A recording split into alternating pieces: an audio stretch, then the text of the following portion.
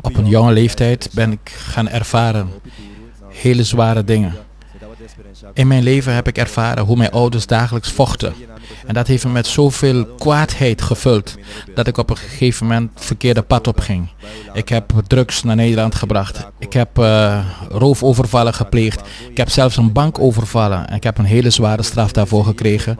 En als gevolg daarvan zijn er nog een heleboel dingen mij overkomen. Ik ben 5 keer gevangen geraakt. Mijn leven was heel zwaar. Ik wou uit het leven komen. Op alle mogelijke manieren heb ik het geprobeerd. Ik heb drugs gebruikt, maar de negatieve invloeden bleven mij omringen. En dezelfde vrienden ook. Wat ik ook probeerde te doen om die leegte te vullen, dat bleef elke keer weer mij confronteren. Die pijnen van het verleden.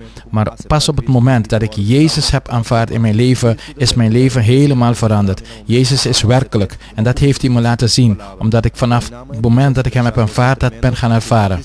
Ik heb zelfs besloten om mij te dopen.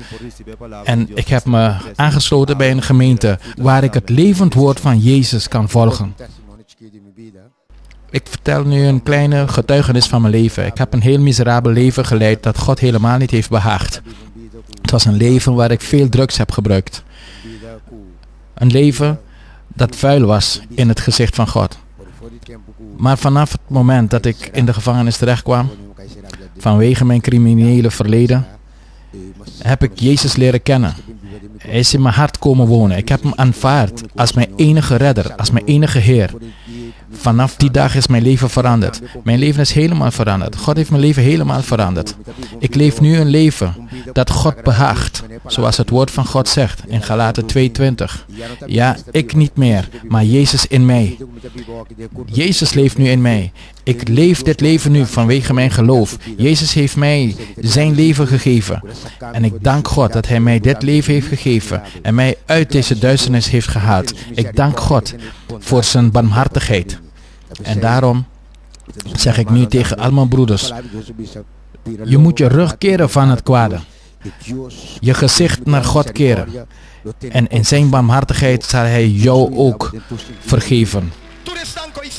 Al diegenen die hun handen hebben opgeheven, kom de trap af. Neem de moed, kom naar beneden. God wil je zegenen. Dat zijn we komen doen vandaag. Dit zijn we komen doen. God eer en glorie geven. We zijn gekomen om hem te erkennen. Kom naar beneden. In de naam van Jezus. O Jezus.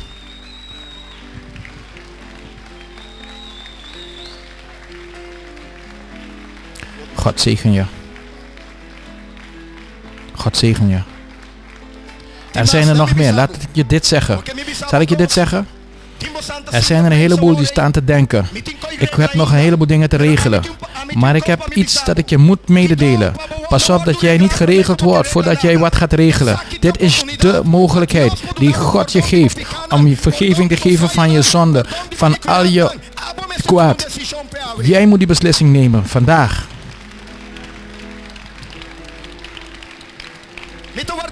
Ik wacht op je. We hebben tijd.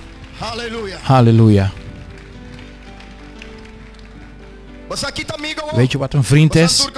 Jullie zijn allemaal gekomen. Ik ga je iets vertellen. In de gevangenis heb je mensen leren kennen waar je veel mee spreekt. Er zijn mensen waar je vriendschap mee hebt gemaakt. Weet je wat werkelijke vriendschap is? Dat nu je naar beneden bent gekomen, dat zij je achterna zijn gekomen. Een vriend die loopt met je mee. Die laat je niet in de steek als er iets met je gebeurt. Kijk of je iemand ziet. Of je je vriend ziet. Waar wacht hij nog op?